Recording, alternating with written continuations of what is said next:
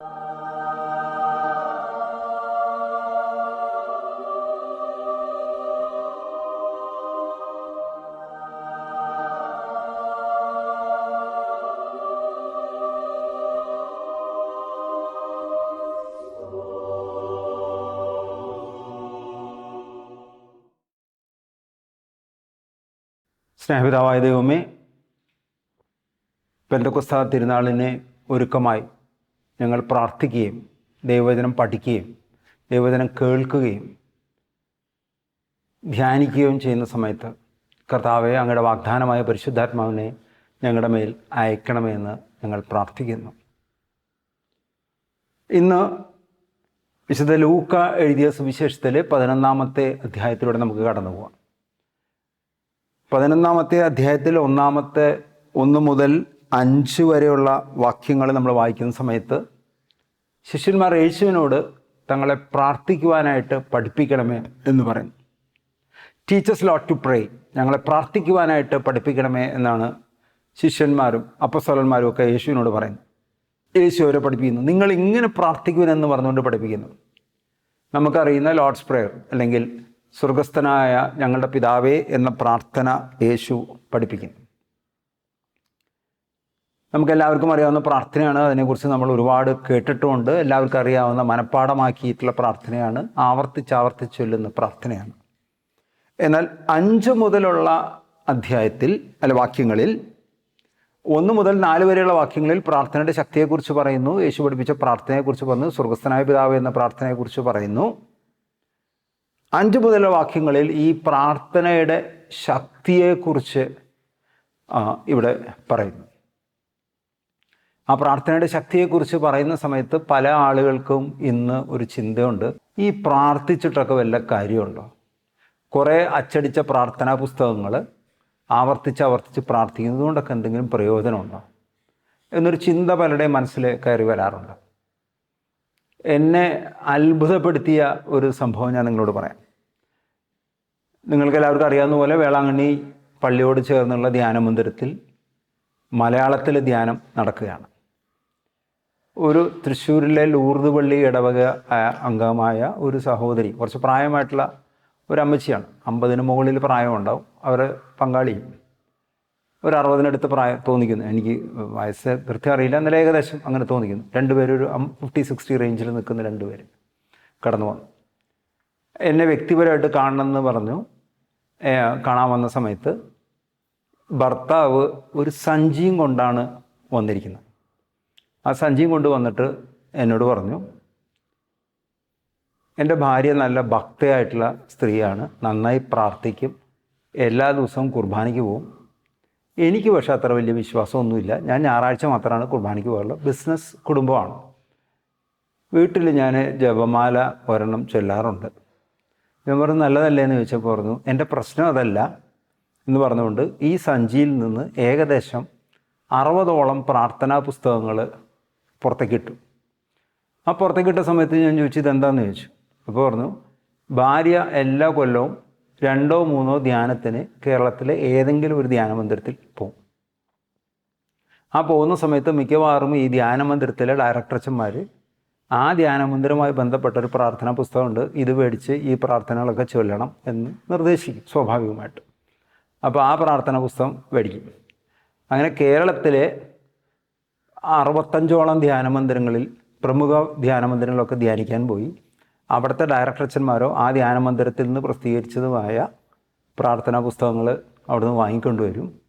അച്ഛൻ പറഞ്ഞതായതുകൊണ്ട് കുർബാന കഴിഞ്ഞ് വന്ന് രാവിലത്തെ ഭക്ഷണമൊക്കെ ഉണ്ടാക്കി കഴിഞ്ഞാൽ മിക്കവാറും ഒരു 9-9:30 തൊട്ട് ഈ പ്രാർത്ഥനാ പുസ്തകങ്ങൾ മാറി വായിക്കലാണ് എൻ്റെ പങ്കാളിയുടെ പ്രധാനപ്പെട്ട തൊഴിൽ.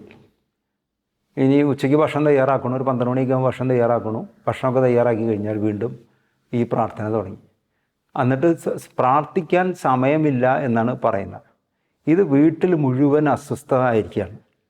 ഇന്ന് കേരളത്തിലെ ധ്യാനമന്ദിരത്തിലുള്ള ആളുകളോട് ഇത് പറഞ്ഞാൽ അവർ അത് ഉൾക്കൊള്ളില്ല എന്ന് തോന്നിയുകൊണ്ടാണ് ഈ വേളാങ്കണ്ണിയിൽ വന്നിട്ട് ഈ കാര്യം നിങ്ങളോട് പറയണമെന്ന്. അപ്പോൾ എനിക്കത് കേട്ടപ്പോൾ വളരെ വിഷമവും സങ്കടവും ഈ പുതിയൊരു പുതുമയുള്ള സങ്കടമായിട്ടും തോന്നി. അതുകൊണ്ട് തന്നെ ഈ ചേട്ടനോട് പറഞ്ഞു, ഞാൻ ഈ സഹോദരിയോടും സംസാരിക്കട്ടെ എന്നൊക്കെ പറഞ്ഞ് ഞാൻ ഇവരോട് ഈ പ്രാർത്ഥനയെക്കുറിച്ചൊക്കെ പറഞ്ഞിട്ട് അവസാനം ഞാൻ പറഞ്ഞു, എൻ്റെ സഹോദരി, ഇത് ധ്യാനമന്ദിരക്കാർ അവരുടെ ധ്യാനമന്ദിരത്തിൻ്റെമായി ബന്ധപ്പെട്ട് നിൽക്കുന്ന മധ്യസ്ഥ പ്രാർത്ഥനയൊക്കെ ചൊല്ലുന്നവർക്ക് വേണ്ടിയുള്ള പ്രാർത്ഥനയാണ്. ആ ധ്യാനമന്ദിരത്തിൽ മാത്രം മധ്യസ്ഥ പ്രാർത്ഥന ചൊല്ലുന്നവർ ഈ പ്രാർത്ഥനാ പുസ്തകം ഉപയോഗിക്കട്ടെ, പ്രാർത്ഥിക്കട്ടെ. നിങ്ങൾക്ക് പ്രാർത്ഥിക്കാനാണെങ്കിൽ സാധാരണഗതിയിൽ പ്രാർത്ഥനാ പുസ്തകങ്ങളിൽ ഒന്നാമത്തെ പേജിൽ 2 കാര്യങ്ങൾ കാണാറുണ്ട്. ഒന്ന്, ഒരു ലാറ്റിൻ വാക്കാണ്. ആ പ്രാർത്ഥനാ പുസ്തകത്തിന് മുകളിൽ ഏതെങ്കിലും ഒരു ബിഷപ്പ് നിഹിൽ ഒബ്സ്റ്റാറ്റ് NIHILOBSTAT ഇങ്ങനെ എഴുതിയിട്ടുണ്ടായി എന്ന് പറഞ്ഞു കഴിഞ്ഞാൽ നോ ഒബ്ജക്ഷൻ എന്ന് വേണമെങ്കിൽ പറയാം. ഈ പ്രാർത്ഥന ചൊല്ലുന്നതിന് എതിർപ്പില്ല എന്ന് ഏതെങ്കിലും രൂപതയുടെ അധ്യക്ഷൻ സർട്ടിഫൈ ചെയ്യുന്ന ഇതാണ്. ഇതിൽ എത്ര പ്രാർത്ഥന പുസ്തകത്തിൽ ഇങ്ങനെ എഴുതിയത് ഉണ്ടെന്ന് നോക്കാൻ പറഞ്ഞു. ഈ 65-ൽ ഏതാണ്ട് 10 പുസ്തകങ്ങളിൽ മാത്രമേ ഉള്ളൂ. 55 എണ്ണത്തിനും അത് ഇല്ല. പിന്നെ ഞാൻ അവരോട് പറഞ്ഞു, ഇംപ്രിമാത്തൂർ എന്ന് കാണാറുണ്ട്, ഒരു ലാറ്റിൻ വാക്കാണ്. അത് പ്രിൻ്റ് ചെയ്യാനുള്ള അനുവാദം തരുന്നു എന്ന് പറഞ്ഞു. IMPRIMATUR അങ്ങനെയുണ്ട് ഇംപ്രിമാത്തൂർ. അപ്പോൾ നോക്കിക്കഴിഞ്ഞപ്പോൾ ഈ നിഹിൽ ഒബ്സ്റ്റാറ്റ് എന്ന് എഴുതിയ 10 പുസ്തകങ്ങളിൽ 5 എണ്ണത്തിന് ഇംപ്രിമാത്തൂർ ഇല്ല, അല്ലെങ്കിൽ അച്ചടിച്ച് വിതരണം ചെയ്യാൻ അനുമതിയില്ലാത്ത പ്രാർത്ഥനയാണ്. അപ്പോൾ ഞാനിവരോട് പറഞ്ഞു, ഈ 5 എണ്ണം മാറ്റി വയ്ക്കുക. അപ്പോൾ 65 എണ്ണത്തിന് 5 എണ്ണം ഉള്ളൂ, ഇനി ഈ 5 എണ്ണം ചെല്ലിയാൽ മതി, ഇതാണ് സഭയുടെ പ്രബോധനം എന്ന് പറഞ്ഞു. ഇപ്പോൾ ഭർത്താവ് പറഞ്ഞു, ഇപ്പോഴാണ് എനിക്കൊരു ആശ്വാസം, ഇനിയിപ്പോൾ ഈ 5 എണ്ണമല്ലേ ചെല്ലുള്ളൂ. ഞാൻ പറഞ്ഞു വന്നത്, പ്രാർത്ഥിച്ചുകൊണ്ടൊന്നും കുഴപ്പമൊന്നുമില്ല, പക്ഷെ പ്രാർത്ഥന തെറ്റായ രീതിയിലേക്ക് പോയി പ്രാർത്ഥിച്ചില്ലെങ്കിൽ ഞാൻ നരകത്തിൽ പോവോ, അല്ലെ ഭയപ്പെടുത്തി ഭക്തിയിലേക്ക് നയിക്കുന്ന തരത്തിൽ കാര്യങ്ങൾ പോകുന്നത് കത്തോലിക്ക സഭയ്ക്ക് ഒരു ഭൂഷണമല്ല. ഇനി അങ്ങനെ ആരെങ്കിലും പ്രാർത്ഥനയ്ക്ക് അടിമപ്പെട്ടു പോയിട്ടുണ്ടെങ്കിൽ സഭ ചെറിയ വേദോപദേശം എന്ന പേരിൽ 36 പ്രാർത്ഥനകൾ, അംഗീകൃത പ്രാർത്ഥനകളുണ്ട്. ഈ പ്രാർത്ഥനകൾ ചെല്ലാനാണ് വിശ്വാസിക്ക് ബാധ്യതയുള്ളൂ. ഇനി ഏതെങ്കിലും പ്രാർത്ഥനാ ഗ്രൂപ്പുകാരോ ധ്യാന കേന്ദ്രക്കാരോ അതല്ലാതെ ഇങ്ങനെ ഒരു ആത്മീയ അടിമത്തത്തിലേക്ക് നിങ്ങളെ നയിക്കുന്ന തരത്തിൽ പോകണമെങ്കിൽ എനിക്കൊന്നും മാത്രമേ പറയാനുള്ളൂ, സഭ ക്രിസ്തുവിൻ്റേതാണ്, സത്യത്തിൻ്റെ ആത്മാവാണ്, സത്യം നിങ്ങളെ സ്വതന്ത്രമാക്കും. അതുകൊണ്ട് തന്നെ നിങ്ങൾ എന്തിനു വേണ്ടി പ്രാർത്ഥിക്കണം? നമ്മൾ പലപ്പോഴും ആത്മീയ ആവശ്യങ്ങൾക്കും ഭൗതിക ആവശ്യങ്ങൾക്കൊക്കെ വേണ്ടി പ്രാർത്ഥിക്കും. യേശു ഒരു പ്രാർത്ഥന ചൊല്ലി. തുടർന്ന് പ്രാർത്ഥനയുടെ ശക്തിയെക്കുറിച്ച് വിശുദ്ധ ലൂക്ക എഴുതിയ സുവിശേഷത്തിൽ 11-ാമത്തെ അധ്യായത്തിൽ 5 മുതലുള്ള തിരുവാക്യങ്ങളിലും മത്തായിയുടെ സുവിശേഷത്തിൽ 7-ാമത്തെ അധ്യായത്തിൽ 7 മുതൽ 11 വരെ വാക്യങ്ങളിലും ഈ പ്രാർത്ഥനയുടെ ശക്തിയെക്കുറിച്ചാണ് പറയുന്നത്. അവൻ അവരോട് പറഞ്ഞു, നിങ്ങളിൽ ഒരുവൻ ഒരു സ്നേഹിതനുണ്ടെന്നിരിക്കെ അർദ്ധരാത്രി അവൻ്റെ അടുത്ത് ചെന്ന് അവൻ പറയുന്നു, സ്നേഹിത, എനിക്ക് 3 അപ്പം വായ്പ തരിക. ഒരു സ്നേഹിതൻ യാത്രാമധ്യേ എൻ്റെ അടുക്കൽ വന്നിരിക്കുന്നു, അവന് കൊടുക്കുവാൻ എനിക്കൊന്നുമില്ല. പല വ്യാഖ്യാനങ്ങളും ഇതിനെ ഉണ്ട്. 3 അപ്പം തരിക എന്ന് പറഞ്ഞു കഴിഞ്ഞാൽ പരിശുദ്ധ ത്രിത്വവുമായി ബന്ധപ്പെട്ടുകൊണ്ട് ചിലർ വ്യാഖ്യാനിക്കാറുണ്ട്. ജലം, രക്തം, ആത്മാവ് എന്ന 3 സാക്ഷ്യങ്ങളുമായി ബന്ധപ്പെടുത്തിക്കൊണ്ട് പറയാറുണ്ട്. പരിശുദ്ധാത്മാവിൻ്റെ കൃപകളുമായി ബന്ധപ്പെട്ടുകൊണ്ട്, അല്ലെങ്കിൽ സഭയുടെ അടിസ്ഥാനമായി ബന്ധപ്പെട്ടുകൊണ്ട്, കൂദാശകളുമായി ബന്ധപ്പെട്ടുകൊണ്ട് ഇതിനെക്കുറിച്ച് പറയാറുണ്ട്. അങ്ങനെ പല വ്യാഖ്യാനങ്ങൾ കടന്നു വരാറുണ്ട്. എന്നാൽ ഇവിടെ നമ്മൾ ഏറ്റവും സിമ്പിൾ ആയിട്ട് ചിന്തിക്കുന്ന സമയത്ത്, ഒരു സ്നേഹിതൻ്റെ വീട്ടിൽ മറ്റൊരു സ്നേഹിതൻ കടന്നു വരുന്നു. ആ സ്നേഹിതൻ അർദ്ധരാത്രിയാണ് കടന്നു വരുന്നത്. 3 അപ്പം വായ്പ ചോദിക്കുന്നു. ആ വായ്പ ചോദിക്കുന്നതിന് പറയുന്നതെന്ന് വെച്ചാൽ, എൻ്റെ വീട്ടിൽ മറ്റൊരു സ്നേഹിതൻ വന്നുകൊണ്ട് അവന് കൊടുക്കാനും ഒന്നും ഇല്ലാത്തതുകൊണ്ടാണ് ഈ വായ്പ ചോദിക്കാൻ വന്നിരിക്കുന്നത്. അവൻ്റെ സ്നേഹിതനകത്തുനിന്ന് പറയുന്നു, എന്നെ ഉപദ്രവിക്കരുത്. 3 അപ്പമാണ് ചോദിക്കുന്നത്, ഉപദ്രവിക്കരുതെന്ന് ഒന്നാമത് ഒരു മറുപടി പറയും. രണ്ടാമത് പറഞ്ഞു, കതകടച്ചു കഴിഞ്ഞു. നമ്മളിപ്പോൾ വീടിനൊക്കെ വാതിലുണ്ടെങ്കിൽ വാതിലടച്ചാൽ വാതിൽ തുറക്കും ആവശ്യമുണ്ടെങ്കിൽ. പക്ഷെ ഇവിടെ പറയുന്നു, 1 എന്നെ ഉപദ്രവിക്കരുത്, 2 ഞാൻ കതകടച്ചു. ഇനി കതകടച്ചുകൊണ്ട് ഇനി തരുന്ന പ്രശ്നമില്ല. എൻ്റെ കുഞ്ഞുങ്ങൾ എൻ്റെ കൂടെ കിടക്കയിലാണ്, എൻ്റെ മക്കൾ എൻ്റെ കൂടെ കിടക്കയിൽ കിടന്ന് ഉറങ്ങുകയാണ്. അതുകൊണ്ട് ഇവിടുന്ന് എഴുന്നേക്കാൻ പറ്റില്ല. ഞാൻ എഴുന്നേറ്റ് കഴിഞ്ഞാൽ അവരുടെ ഉറക്കത്തിൽ അവർ ഉണരും. അതുകൊണ്ട് എൻ്റെ ഇപ്പോൾ നിലവിലുള്ള സമാധാനം നഷ്ടപ്പെടുത്തുവാൻ ഞാൻ ആഗ്രഹിക്കുന്നില്ല. എഴുന്നേറ്റ് നിനക്കൊന്നും തരാൻ സാധിക്കില്ല. അപ്പോൾ ഒരാൾ വന്ന് വായ്പ ചോദിക്കുന്നു. 3 അപ്പമാണ് വായ്പ ചോദിക്കുന്നത്. ഈ 3 അപ്പത്തിന് ഒരുപാട് വ്യാഖ്യാനങ്ങളുണ്ട്, അതിലേക്കൊന്നും പ്രവേശിക്കുന്നില്ല. പക്ഷെ 3 അപ്പം ആണെന്ന് തന്നെ വിചാരിക്കുക. അത് നൽകാതിരിക്കാൻ പറയുന്ന കാരണങ്ങളുണ്ട്. സ്നേഹിതനാകുന്ന എന്നെ ഉപദ്രവിക്കരുത്, കതകടച്ചു കഴിഞ്ഞു, എൻ്റെ കുഞ്ഞുങ്ങൾ എൻ്റെ കൂടെ കിടക്കയിലാണ്, എഴുന്നേറ്റ് നിനക്കൊന്നും തരുവാൻ സാധിക്കരുതെന്ന് നൽകാതിരിക്കാൻ 4 കാര്യങ്ങളാണ്. 3 അപ്പമാണ് ചോദിച്ചത്. ഈ 3 അപ്പം കൊടുക്കാതിരിക്കാൻ 4 കാരണങ്ങളാണ് പറയുന്നത്. ഞാൻ നിങ്ങളോട് പറയുന്നു, ഇത് പറയുന്നത് യേശുവാണ്, അവൻ സ്നേഹിതനാണെന്നതിൻ്റെ പേരിൽ അവനൊന്നും കൊടുക്കുകയില്ലെങ്കിൽ തന്നെ നിർബന്ധം നിമിത്തം എഴുന്നേറ്റ് അവന് വേണ്ടത് നൽകും. ഭൂമിയിലെ നിങ്ങളുടെ സ്നേഹിതൻ നിങ്ങളോടൊരു സഹായം ചോദിച്ചു കഴിഞ്ഞാൽ തരാൻ പറ്റില്ല, തരില്ല എന്നൊക്കെ പറഞ്ഞാലും നിർബന്ധിക്കുകയാണെങ്കിൽ, അല്ലെങ്കിൽ നിർബന്ധം തുടരുകയാണെങ്കിൽ, കൊടുക്കില്ലെന്ന് പറഞ്ഞാലും നിങ്ങൾ ചോദിച്ചത് കൊടുക്കും. നമ്മുടെ ജീവിതത്തിൽ പലപ്പോഴും സംഭവിക്കുന്നതാണ്. പല ആളുകൾ നമ്മളോട് പല സഹായം ചോദിക്കും, കൊടുക്കില്ല എന്ന് പറയും, വീണ്ടും വീണ്ടും വീണ്ടും ചോദിക്കും, ശല്യം ഒഴിഞ്ഞ് പോട്ടെ എന്ന് വെച്ചിട്ടെങ്കിലും കൊടുക്കും. അല്ലെങ്കിൽ ചില ആളുകൾക്ക് കടം കൊടുക്കുമ്പോൾ പറയും, അവൻ എന്നോട് കടം ചോദിച്ചു കൊടുത്തു, ഞാൻ എന്താ കൊടുത്തതെന്ന് വെച്ച് കഴിഞ്ഞാൽ അതല്ലേ പോയുള്ളൂ, ഇനി അവൻ ചോദിക്കില്ലല്ലോ, അത് തിരിച്ചെന്നാലേ ഇനി ചോദിക്കുള്ളൂ, അവൻ എന്തായാലും തിരിച്ചു തരില്ല, ഇനി മേലാക്ക അവന് കടം കൊടുക്കേണ്ടവരില്ല എന്നൊക്കെ പറയുന്ന ആളുകളുണ്ട്. ഇവിടെ പറയാണ്, ഞാൻ നിങ്ങളോട് പറയുന്ന അവൻ സ്നേഹിതനാണെന്നതിൻ്റെ പേരിൽ അവനൊന്നും കൊടുക്കുകയില്ല തന്നെ നിർബന്ധ നിമിത്തം എഴുന്നേറ്റ് അവന് വേണ്ടത് നൽകും. അപ്പം നിർബന്ധം മൂലം കൊടുക്കും. ഞാൻ നിങ്ങളോട് പറയുന്നു, ഇപ്പം ഇതുവരെ വേറെ വല്ല ആളുകളൊക്കെ കാര്യമാണ് പറയുന്നത്. പക്ഷേ ഇപ്പോൾ പറയുന്നു, യേശു പറഞ്ഞു, ഞാൻ നിങ്ങളോട് പറയുന്നു, യേശുവാണ് പറയുന്നതാണ്, ചോദിക്കുവിൻ നിങ്ങൾക്ക് ലഭിക്കും. Ask you will receive. ചോദിക്കുവിൻ നിങ്ങൾക്ക് ലഭിക്കും. അന്വേഷിക്കിൻ നിങ്ങൾ കണ്ടെത്തും. Seek you will find out. അന്വേഷിക്കുവിൻ നിങ്ങൾ കണ്ടെത്തും. മുട്ടുവിൻ നിങ്ങൾക്ക് തുറന്നു കിട്ടും. Knock the doors will be open. മുട്ടുവിൻ നിങ്ങൾക്ക് തുറന്നു കിട്ടും. ഞാനൊരു ബൈബിൾ ഇൻ്റർപ്രിട്ടേഷനിൽ ഇതിനെ ട്രാൻസ്ലേഷൻ സംബന്ധിച്ച് ചെറിയ വേറെ ഒരു വ്യത്യാസത്തിൽ പറഞ്ഞത് ഇങ്ങനെയാണ്: ചോദിച്ചു കൊണ്ടേയിരിക്കുക, നിങ്ങൾക്ക് ലഭിക്കും. അന്വേഷിച്ചു കൊണ്ടേയിരിക്കുക, നിങ്ങൾ കണ്ടെത്തും. മുട്ടിക്കൊണ്ടേയിരിക്കുക, നിങ്ങൾക്ക് തുറന്നു കിട്ടും. അല്ലെങ്കിൽ ചെയ്യുന്ന പ്രവൃത്തി കാര്യം നടക്കുന്നത് വരെ നിങ്ങൾക്ക് അതിനകത്തൊരു സ്റ്റെബിലിറ്റി ഉണ്ടാവണം, കണ്ടിന്യൂറ്റി ഉണ്ടാവണം എന്ന രീതിയിലാണ് പറയാം. എന്നിട്ട് പറയുകയാണ്, എന്തെന്നാൽ ചോദിക്കുന്ന ഏവനും ലഭിക്കുന്നു. ചോദിക്കുന്ന ഏവനും ലഭിക്കുന്നു എന്ന് പറയുന്നത് ഇവിടെ അന്വേഷിപ്പിൻ കണ്ടെത്തും, മുട്ടുവിൻ തുറക്കപ്പെടും, യാചിക്കുവിൻ നിങ്ങൾക്ക് ലഭിക്കും എന്നൊക്കെ പറഞ്ഞിട്ട് ചോദിക്കുന്ന ഏവനും ലഭിക്കുന്നു എന്ന് പറഞ്ഞ സമയത്ത് നിങ്ങൾക്ക് നിങ്ങളുടെ ആത്മീയമായ ആവശ്യങ്ങൾ, ഭൗതികമായ ആവശ്യങ്ങൾ എന്ത് തന്നെ ആയാലും നിങ്ങൾ ദൈവത്തോട് ചോദിക്കുന്ന സമയത്ത് ദൈവം അത് നിങ്ങൾക്ക് നൽകുമെന്ന് തന്നെ പറയുന്നു. എന്നിട്ട് പറയുന്നു, അന്വേഷിക്കുന്നവൻ കണ്ടെത്തുന്നു. എൻ്റെ എന്തെങ്കിലും ഒരു സാധനം നഷ്ടപ്പെട്ട് കഴിഞ്ഞാൽ ഞാൻ അന്വേഷിക്കുമ്പോഴാണ് ഞാനത് കണ്ടെത്തുന്നത്. ഞാൻ കതകിൽ ചെന്ന് മുട്ടുന്ന സമയത്ത്, അല്ലെങ്കിൽ ഒരു വീട്ടിൽ ചെന്ന സമയത്ത് കോളിംഗ് ബെൽ അടിക്കുമ്പോഴാണ് വീട്ടുടമസ്ഥൻ അകത്തുണ്ടെങ്കിൽ ഇറങ്ങി വരുന്നത്. ഇനി അകത്തുണ്ടെങ്കിലും ചില സമയത്ത്, ഇപ്പോൾ ഞാൻ തൃശ്ശൂർ നഗരത്തിൻ്റെ പരിധിയിലാണ് എൻ്റെ വീട്. ഞങ്ങൾക്കുള്ള ആ ഏരിയയിലുള്ള ഒരു ഹൗസിംഗ് കോളനിയാണ്. അവിടെ ഒരു പ്രശ്നം എന്ന് വെച്ച് കഴിഞ്ഞാൽ എപ്പോഴും പിരിവുകാർ വന്നുകൊണ്ടിരിക്കും, ബെല്ലടിക്കും. ആ ബെല്ലടിച്ചു കഴിഞ്ഞ സമയത്ത് പലപ്പോഴും പല വീട്ടുകാരും എന്താണെന്ന് വെച്ച് കഴിഞ്ഞാൽ ബെല്ല് എത്ര അടിച്ചാലും തുറക്കൂല, പുറത്തേക്കും വരില്ല. കാരണം അവർക്കറിയാം ഇത് പിരിവുകാരാണ്. ഇപ്പം ഞാനൊരു ദിവസം എൻ്റെ വീട്ടിലായിരിക്കുന്ന സമയത്ത് തന്നെ ബെല്ലടിക്കുന്ന സമയത്ത് ഞാൻ വാതിൽ തുറക്കാൻ സമയത്ത് എൻ്റെ വീട്ടിലുള്ള മക്കൾ പറഞ്ഞു, വാതിൽ തുറക്കേണ്ട പിരിവുകാരാണ്. അപ്പോൾ ഞാൻ വെച്ചു, പിരിവുകാരാണെന്ന് അല്ല, ഇനി ആവശ്യക്കാരാണെന്ന് എങ്ങനെ അറിയാം? ആവശ്യക്കാരാണെങ്കിൽ ബെല്ലടിച്ചിട്ട് തുറന്നില്ലെങ്കിൽ ഫോൺ വിളിച്ച് ചോദിക്കും, അപ്പോൾ ഉണ്ടെങ്കിൽ പോയിട്ട് തുറന്നാൽ മതി. അപ്പോൾ ഓരോ കാലഘട്ടങ്ങളിലും അതിനനുസരിച്ച് ടെക്നോളജിയിൽ മാറ്റം വരികയാണ്. ബെല്ലടിച്ചുകൊണ്ട് മാത്രം വാതിൽ തുറന്ന് കിട്ടണമെന്നില്ല. ചിലപ്പോൾ SMS അയക്കുകയോ, ചിലപ്പോൾ വാട്സപ്പിൽ മെസ്സേജ് അയക്കുകയോ, ഇമെയിൽ അയക്കുകയൊക്കെ ചെയ്താലാണ് ചിലപ്പോൾ കാര്യങ്ങൾ നടക്കുകയുള്ളൂ. ഇവിടെ പറയുന്നു, മുട്ടുന്നവനെ തുറന്നു കിട്ടുന്നു, അന്വേഷിക്കുന്നവൻ കണ്ടെത്തുന്നു, മുട്ടുന്നവനെ തുറന്നു കിട്ടുന്നു. ഇത്രയും പറഞ്ഞു കഴിഞ്ഞിട്ട് ആദ്യം ചോദിക്കുവാൻ ലഭിക്കും, അന്വേഷിക്കുവാൻ കണ്ടെത്തും, മുട്ടുവിൻ തുറന്നു കിട്ടും എന്ന് പറഞ്ഞിട്ട് പിന്നെ പറഞ്ഞു ചോദിക്കുന്നവന് ലഭിക്കുന്നു, അന്വേഷിക്കുന്നവൻ കണ്ടെത്തുന്നു, മുട്ടുന്നവന് തുറന്നു കിട്ടുകയും ചെയ്യുന്നു. ഇത് കഴിഞ്ഞ് പറയാണ്, നിങ്ങൾ ഏതൊരു പിതാവാണ് മകൻ മീൻ ചോദിച്ചാൽ പകരം പാമ്പിനെ കൊടുക്കുക? ഒന്ന് പറയുമ്പോൾ നേരെ എതിരും കൂടെ പറഞ്ഞുകൊണ്ട് നമ്മുടെ ഒരു ചിന്താമണ്ഡലത്തിൽ വരികയാണ്.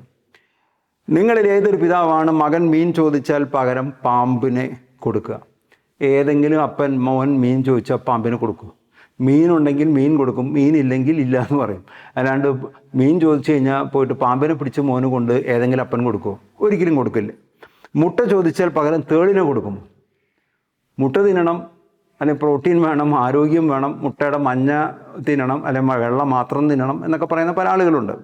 മുട്ട ചോദിച്ചു കഴിഞ്ഞാൽ മുട്ട കൊടുക്കുന്നതിന് പകരം തേളിനെ ആരെങ്കിലും കൊടുക്കുമോ എന്ന് ചോദിക്കും. എന്നിട്ട് പറയാണ്, അവസാനം പറയാണ്, മക്കൾക്ക് നല്ല ദാനങ്ങൾ നൽകാൻ ദുഷ്ടരായ നിങ്ങൾക്ക് അറിയാമെങ്കിൽ മക്കൾക്ക് നല്ല ദാനങ്ങൾ നൽകാൻ, അതായത് മീൻ ചോദിച്ചാൽ മീൻ തന്നെ കൊടുക്കുന്നു, മുട്ട ചോദിച്ചാൽ മുട്ട തന്നെ കൊടുക്കുന്നു, അല്ലെങ്കിൽ അപ്പം ചോദിച്ചാൽ ഒരിക്കലും കല്ല് കൊടുക്കുന്നില്ല, അപ്പം തന്നെ കൊടുക്കുന്നു. എന്നിട്ട് യേശു പറയാണ്, മക്കൾക്ക് നല്ല ദാനങ്ങൾ നൽകുവാൻ നിങ്ങൾക്കറിയാമെങ്കിൽ സ്വർഗസ്ഥനായ പിതാവ് തന്നോട് ചോദിക്കുന്നവർക്ക് എത്രയധികമായി പരിശുദ്ധാത്മാവിനെ നൽകുകയില്ലേ എന്ന് ചോദിക്കുകയാണ്.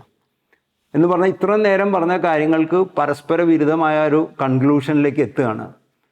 അപ്പം ചോദിച്ചാൽ കല്ല് കൊടുക്കുമോ, മീനെ ചോദിച്ചാൽ പാമ്പിനെ കൊടുക്കുമോ, മുട്ട ചോദിച്ചാൽ തേളിനെ കൊടുക്കുമോ എന്നൊക്കെ പറയുന്നു. എന്നിട്ട് ദുഷ്ടരായ നിങ്ങൾ ഒരിക്കലും അത് ചെയ്യില്ല, ദുഷ്ടരായ നിങ്ങൾ നിങ്ങളുടെ മക്കൾക്ക് നല്ല ദാനങ്ങൾ നൽകുന്നു. എന്നിട്ട് പറയുന്നു, മുട്ടുവിൻ തുറക്കപ്പെടും, അന്വേഷിപ്പിൻ കണ്ടെത്തും, യാചിക്കുവിൻ ലഭിക്കും എന്നൊക്കെ പറഞ്ഞിട്ട് അവസാനം പറയാണ്, നിങ്ങൾ നിങ്ങളുടെ ദുഷ്ടതയിൽ നിൽക്കുന്ന സമയത്ത് അല്ലെങ്കിൽ പാപത്തിൽ നിൽക്കുന്ന സമയത്ത് ആണെങ്കിൽ പോലും നിങ്ങളുടെ മക്കൾക്ക് നല്ല ദാനങ്ങൾ കൊടുക്കുന്നുണ്ടെങ്കിൽ എൻ്റെ പിതാവിനോട് നിങ്ങൾ ചോദിക്കുകയാണെങ്കിൽ എത്ര അധികമായി പരിശുദ്ധാത്മാവിനെ നൽകുകയില്ലേ എന്നാണ് ചോദിക്കുന്നത്. എന്ന് പറഞ്ഞു കഴിഞ്ഞാൽ ദുഷ്ടരായ വ്യക്തികൾ, പാപത്തിൽ ജീവിക്കുന്നവർ തങ്ങളുടെ മക്കൾക്ക്, നമ്മുടെ തലമുറയിൽപ്പെട്ട ആളുകൾക്ക്, കുടുംബാംഗങ്ങൾക്ക് ഏറ്റവും നല്ലത് നൽകുന്നുണ്ടെങ്കിൽ പിതാവായ ദൈവത്തോട് പരിശുദ്ധാത്മാവിനോട് ചോദിച്ചാൽ എത്രയോ അധികമായി നൽകുകയില്ലേ എന്ന് വചനം നമ്മളെ പഠിപ്പിക്കുന്നു. ഇപ്പോൾ പിതാവായ ദൈവത്തോട് പ്രാർത്ഥിക്കുന്ന സമയത്ത് പലപ്പോഴും നമ്മൾ ഭൗതികമായ ആവശ്യങ്ങൾക്ക് വേണ്ടി നമ്മൾ പ്രാർത്ഥിക്കാറുണ്ട്. വീടിന് വേണ്ടി പ്രാർത്ഥിക്കാറുണ്ട്, ജോലിക്ക് വേണ്ടി പ്രാർത്ഥിക്കാറുണ്ട്, പരീക്ഷാ വിജയത്തിന് വേണ്ടി പ്രാർത്ഥിക്കാറുണ്ട്, പഠന വിജയത്തിന് വേണ്ടി പ്രാർത്ഥിക്കാറുണ്ട്, ജോലിയിൽ പ്രൊമോഷൻ കിട്ടാൻ വേണ്ടി പ്രാർത്ഥിക്കാറുണ്ട്, വിദേശത്ത് ജോലി കിട്ടാൻ വേണ്ടി പ്രാർത്ഥിക്കാറുണ്ട്. അല്ലെങ്കിൽ പലതരത്തിലുള്ള ആവശ്യങ്ങൾ, ധ്യാനമന്ദിരങ്ങളിലെ പ്രാർത്ഥനാ നിയോഗങ്ങളും പ്രാർത്ഥനാപേക്ഷകളും വായിച്ചു കഴിഞ്ഞാൽ ഒരു 95% ഭൗതികമായ ആവശ്യങ്ങൾക്ക് വേണ്ടിയുള്ള പ്രാർത്ഥനയാണ്. അപ്പോൾ അതുകൊണ്ടാണ് ഇവിടെ മുട്ടയെക്കുറിച്ചും മീനിനെക്കുറിച്ചും അപ്പത്തെക്കുറിച്ചും ഒക്കെ പറഞ്ഞിട്ട് അവസാനം പറയുന്നത്, എൻ്റെ പിതാവിനോട് ചോദിക്കാൻ നിങ്ങൾക്ക് എത്രയധികമായി പരിശുദ്ധാത്മാവിനെ നൽകുകയില്ലേ എന്ന് പറഞ്ഞു കഴിഞ്ഞാൽ പിതാവായ ദൈവത്തോട് ചോദിക്കുമ്പോൾ ഒറ്റ കാര്യം മാത്രം ചോദിച്ചാൽ മതി, പരിശുദ്ധാത്മാവിൻ്റെ അഭിഷേകം.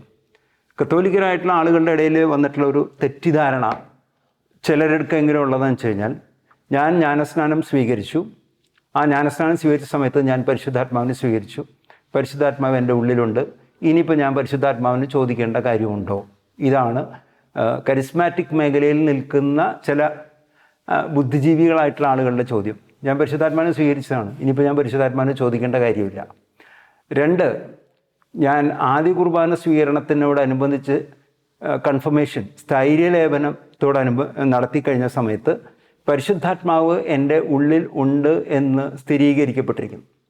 അപ്പോൾ ജ്ഞാനസ്നാന സമയത്ത് എനിക്ക് പരിശുദ്ധാത്മാവിനെ ലഭിച്ചു, സ്ഥൈര്യലേപനത്തിൻ്റെ സമയത്ത് പരിശുദ്ധാത്മാവിൻ്റെ ഉള്ളിലുണ്ടെന്ന് സ്ഥിരീകരിക്കപ്പെട്ടു. ഇനി ഞാൻ എന്തിനാണ് പരിശുദ്ധാത്മാവിനെ ചോദിക്കുന്നത്? അതേസമയം സുവിശേഷം പറയുന്ന എൻ്റെ പിതാവിനോട് ചോദിക്കാൻ നിങ്ങൾ എത്ര അധികമായി പരിശുദ്ധാത്മാവിനെ നൽകുകയില്ലേ?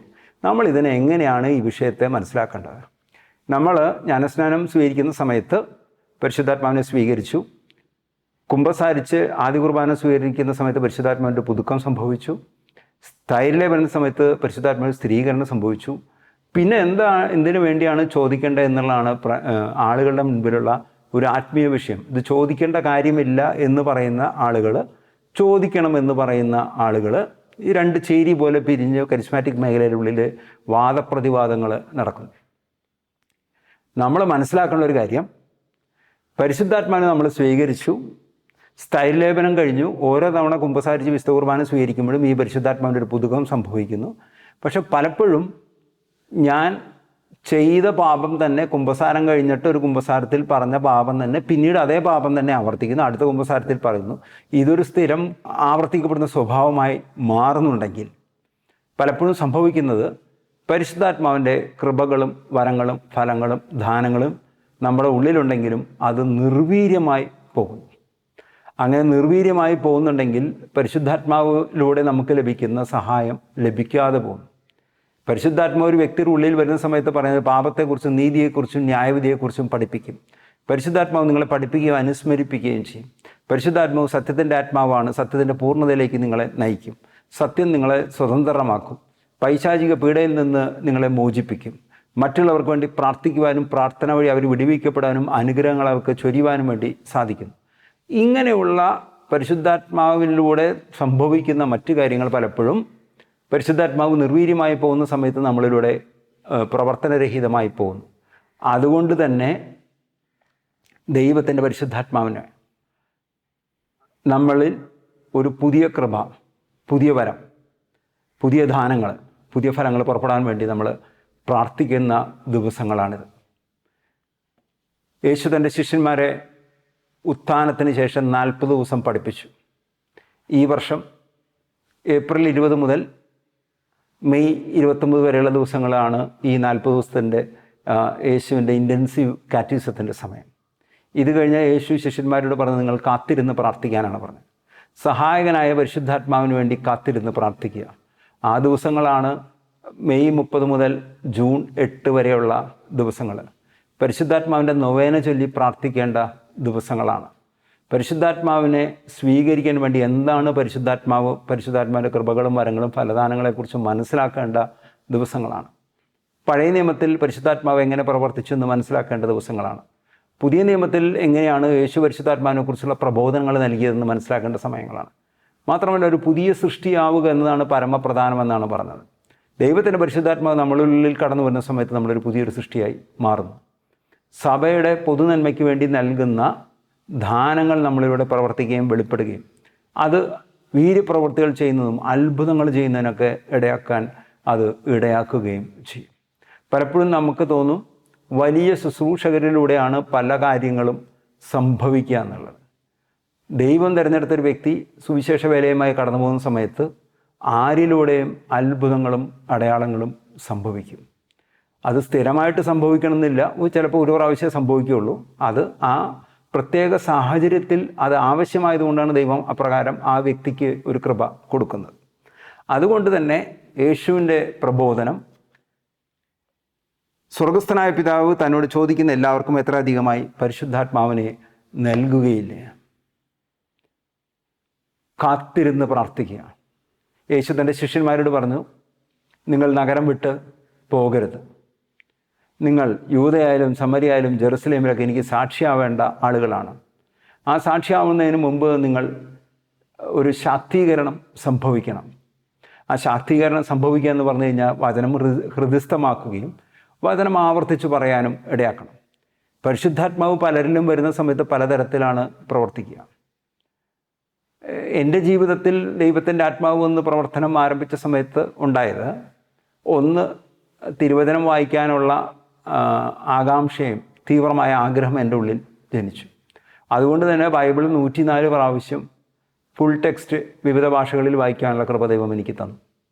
ബൈബിളുമായി ബന്ധപ്പെട്ട പഠനത്തിന്, ബൈബിൾ പഠിക്കുവാനും മനസ്സിലാക്കുവാനും വ്യാഖ്യാനിക്കുവാനും അത് മറ്റുള്ളവർക്ക് പറഞ്ഞു കൊടുക്കുവാനുമായിട്ട് സഹായിക്കുന്ന 2000-ലധികം പുസ്തകങ്ങൾ വായിക്കുവാൻ ദൈവത്തിൻ്റെ ആത്മാവ് എന്നെ സഹായിച്ചു. അതുകൊണ്ട് തന്നെ എൻ്റെ ഉള്ളിൽ കടന്നു വന്ന ആശയങ്ങൾ മറ്റുള്ളവരായിട്ട് പ്രചരിക്കാനുള്ള വേദികളും ദൈവം ഒരുക്കി തന്നു. എൻ്റെ ജീവിതത്തിൽ ഇങ്ങനെയാണ് സംഭവിച്ചെങ്കിൽ നിങ്ങളുടെ ജീവിതത്തിൽ മറ്റൊരു തരത്തിലായിരിക്കും സംഭവിക്കുക. യേശു പറയുന്ന വാഗ്ദാനമാണ്, സ്വർഗസ്ഥനായ പിതാവിനോട് ചോദിക്കുന്നവർക്ക് എത്ര അധികമായി പരിശുദ്ധാത്മാവിനെ നൽകുകയില്ലേ. അപ്പോൾ നമുക്ക് ഈ പരിശുദ്ധാത്മാവിന് വേണ്ടി ഈ വർഷം ഇതുവരെ കാത്തിരുന്ന് പ്രാർത്ഥിച്ചിട്ടില്ലെങ്കിൽ നമുക്കതിനുവേണ്ടി പ്രാർത്ഥിക്കാം. ഈ വർഷം ഈ വാർഷിക ധ്യാനവുമായി ബന്ധപ്പെട്ട പല വേദികളിലും പോകുന്ന സമയത്ത് ഞാൻ എല്ലാ കടന്നു ചെന്ന യോഗങ്ങളിലും ചോദിച്ചതാണ്, സുവിശേഷം നിങ്ങൾ പലരും വായിച്ചിട്ടുണ്ട്, എഴുതുവാൻ സുവിശേഷം മുഴുവൻ സ്വന്തം കൈപ്പടയിൽ എഴുതുവാൻ സാധിച്ചിട്ടുള്ള ആളുകൾ അതിനെ പ്രചോദിപ്പിച്ച സമയത്ത് വിവിധ ദേവാലയങ്ങളിലേക്ക് കടന്നപ്പോൾ 100-ലധികം ആളുകൾ നമ്മൾ ഈ ഒരു സന്ദേശം പറഞ്ഞതിന് ശേഷം സ്വന്തം കൈപ്പടയിൽ കൊണ്ട് ബൈബിൾ എഴുതുവാൻ തയ്യാറായി രംഗത്ത് വന്നു. നമ്മൾ ബൈബിൾ വായിക്കുന്ന പോലെ തന്നെ ബൈബിൾ എഴുതുവാൻ ഈ 2025 ഒരു തീരുമാനമെടുക്കുകയും ഒരു വർഷത്തും കൊണ്ട് ബൈബിൾ എഴുതി പൂർത്തീകരിക്കുവാൻ നമുക്ക് ഒരു ആത്മാർത്ഥമായി പരിശ്രമം നടത്തുന്ന നാളുകളാണ്. അപ്പോൾ ബൈബിൾ വായിക്കുക, ബൈബിൾ പഠിക്കുക, ബൈബിൾ എഴുതുക, ബൈബിൾ സന്ദേശം മറ്റുള്ളവർക്ക് പകർന്നു കൊടുക്കുക. ഞാൻ യേശുവിനെ സ്നേഹിക്കുന്നതുകൊണ്ടാണ് ബൈബിൾ എൻ്റെ കൈപ്പടം കൊണ്ട് എഴുതുന്നത്. ഇതെന്തെങ്കിലും ആവശ്യങ്ങൾ നടക്കാൻ വേണ്ടിയോ എന്തെങ്കിലും എന്താ പറയുക പ്രത്യേകമായിട്ട് നിയോഗത്തിന് വേണ്ടി ഒന്നുമല്ല ചെയ്യുന്നത്. യേശുവിനെ സ്നേഹിക്കുന്നുണ്ട്. ഞാൻ എൻ്റെ കൈവക്ഷരം കൊണ്ട് എനിക്ക് കൈകൾ തന്ന, അറിവ് തന്ന, അക്ഷരങ്ങളെ മനസ്സിലാക്കി തന്ന, പഠിക്കാനുള്ള കൃപ തന്ന ദൈവത്തിനോടുള്ള ഒരു നന്ദി പ്രകാശനമായിട്ട് ബൈബിൾ കൈകൊണ്ട് എഴുതുവാൻ ദൈവത്തിൻ്റെ പരിശുദ്ധാത്മാവ് നിങ്ങളെ പ്രചോദിപ്പിക്കട്ടെ എന്ന് പ്രാർത്ഥിക്കുകയാണ്. ആർക്കെങ്കിലും ഇത് സംബന്ധിച്ച് ബൈബിൾ എഴുതാൻ എന്തെങ്കിലും നിർദ്ദേശങ്ങൾ ആവശ്യമുണ്ടെങ്കിൽ തൃശ്ശൂരിലെ കാത്തലിക് സെൻറ്ററിൽ ബന്ധപ്പെട്ട് കഴിഞ്ഞാൽ അതിനാവശ്യമായിട്ടുള്ള പേപ്പർ അല്ലെങ്കിൽ അതിനാവശ്യമുള്ള മാർഗ്ഗനിർദ്ദേശങ്ങളും അവിടുത്തെ മധ്യസ്ഥ പ്രാർത്ഥനാലയം നിങ്ങളുടെ പേര് അവിടെ എഴുതി വയ്ക്കുകയും നിങ്ങൾക്ക് വേണ്ടി പ്രാർത്ഥിക്കുകയും നിങ്ങളുടെ എഴുത്തിൻ്റെ പുരോഗതിയെ വിലയിരുത്തുകയും അവർ വിളിച്ച് ചോദിക്കുകയും നിങ്ങൾക്ക് അത്യാവശ്യം പ്രോത്സാഹനമൊക്കെ നൽകുന്ന ഒരു സംവിധാനമുണ്ട്. അപ്പോൾ അതുകൊണ്ട് ഈ വർഷം 2025 നമുക്ക് ദൈവത്തിൻ്റെ വാഗ്ദാനമായ പരിശുദ്ധാത്മാവിനെ കാത്തിരിക്കുക എന്ന് പറഞ്ഞാൽ പരിശുദ്ധാത്മാവിൻ്റെ അഭിഷേകത്തിന് വേണ്ടി കാത്തിരിക്കുകയും സുവിശേഷം കൈകൾ കൊണ്ട് എഴുതി ഒരു ദൈവത്തിനുള്ള നമ്മുടെ ഒരു ഗിഫ്റ്റായിട്ട് കൈകൾ കൊണ്ട് എഴുതിയ ബൈബിൾ സമർപ്പിക്കുന്ന ഒരു വർഷമായി 2025 മാറട്ടെ എന്ന് ഞാൻ പ്രാർത്ഥിക്കുകയാണ്. എന്തായാലും നമ്മൾ സുവിശേഷം വായിക്കുമ്പോൾ സ്വർഗസ്ഥനായ പിതാവ് തന്നോട് ചോദിക്കുന്നവർക്ക് എത്ര അധികമായി പരിശുദ്ധാത്മാവിനെ നൽകുകയില്ല എന്ന് ചോദിക്കുന്ന സമയത്ത് ആ ചോദ്യത്തിന് പ്രത്യുത്തരം നൽകുവാൻ നിങ്ങൾക്ക് ഇടയാകട്ടെ എന്ന് പ്രാർത്ഥിക്കുകയാണ്. ഗാഗുൽത്ത ധ്യാന കേന്ദ്രത്തിൽ ജൂൺ 6, 7, 8, 9 ദിവസങ്ങളിലായിട്ട് പരിശുദ്ധാത്മാഭിഷേക ധ്യാനം നടക്കുന്നുണ്ട്. ഒരു ശിഷ്യത്വ പരിശീലനം, പരിശുദ്ധാത്മാ അഭിഷേകം എന്നീ വിഷയങ്ങളിൽ ഊന്നിക്കൊണ്ടാണ് നടക്കുന്നത്. നിങ്ങളെ ആ ധ്യാനത്തിൽ പങ്കെടുക്കാൻ ക്ഷണിക്കുന്നു. ധ്യാനം തുടങ്ങി അവസാനം വരെ പൂർണ്ണമായിട്ടും അവിടെ ധ്യാനമന്ദിരത്തിൽ ഞാനുണ്ടാകും. വ്യക്തിപരമായി നിങ്ങളോടൊപ്പം പ്രാർത്ഥിക്കുന്നതിനും നിങ്ങൾക്ക് ഏതെങ്കിലും ആത്മീയ ആവശ്യങ്ങളുണ്ടെങ്കിൽ അതിനെ നിങ്ങൾക്ക് വേണ്ടി പ്രാർത്ഥിക്കുന്നതിനും സഹായിക്കുന്നതിനും അവിടെ ഉണ്ടാകും. നമുക്ക് ഒന്നിച്ചു ചേർന്ന് പ്രാർത്ഥിക്കാം. യേശുവിൻ്റെ വാഗ്ദാനമായ സഹായകനായ പരിശുദ്ധാത്മാവ്, സ്വർഗസ്ഥനായ പിതാവ് തന്നോട് ചോദിക്കുന്നവർക്ക് എത്ര അധികമായ പരിശുദ്ധാത്മാവിനെ നൽകുകയില്ല എന്ന വചനത്തിൽ വിശ്വസിച്ചുകൊണ്ട് നമുക്ക് പ്രാർത്ഥിക്കാം. നമ്മുടെ ജീവിതത്തിൽ ജ്ഞാനസ്നാനം വഴി സ്വീകരിച്ച ദൈവത്തിൻ്റെ പരിശുദ്ധാത്മാവ് നമ്മുടെ ഉള്ളിൽ ക്രിയ ചെയ്യട്ടെ, ഒരു പുതു സൃഷ്ടിയായി മാറട്ടെ. പരിശുദ്ധാത്മാവിൻ്റെ പുതിയൊരു അഭിഷേകത്തോടെ ഭാഷാപരത്തിൽ സംസാരിച്ച് പ്രാർത്ഥിച്ച് പരിശുദ്ധാത്മാവ് നമ്മളിലൂടെ പൊതുനന്മയ്ക്ക് വേണ്ടി എന്താണോ ആഗ്രഹിക്കുന്നത് അത് ചെയ്യുവാൻ നമ്മളെ തന്നെ സമർപ്പിച്ചുകൊണ്ട് ഒരു പുതുജീവിതത്തിലേക്ക് പുതു സൃഷ്ടിയായി കടന്നു വരുവാൻ ദൈവം നിങ്ങളെല്ലാവരെയും ഇടയാകട്ടെ എന്ന് പ്രാർത്ഥിക്കുന്നു. നിങ്ങളുടെ പ്രാർത്ഥനയും എന്നെയും എൻ്റെ കുടുംബത്തെയും ഓർത്ത് പ്രാർത്ഥിക്കുക. ദൈവം എല്ലാവരെയും ധാരാളമായി അനുഗ്രഹിക്കട്ടെ. ആമേൻ.